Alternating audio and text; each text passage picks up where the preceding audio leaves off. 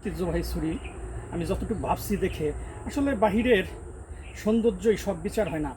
আমি যখন ছুরিটা আনাইলাম অনলাইন থেকে, আমার কাছে মনে হলো প্রচণ্ড ধার, এটা ধরার আগেই সব কেটে যাবে।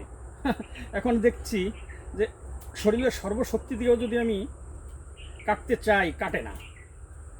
যদিও আমও অনেক শক্ত, ওই রকম বতি হয় নাই। কাটার একটা নতুন পদ্ধতি পেয়ে গেলাম।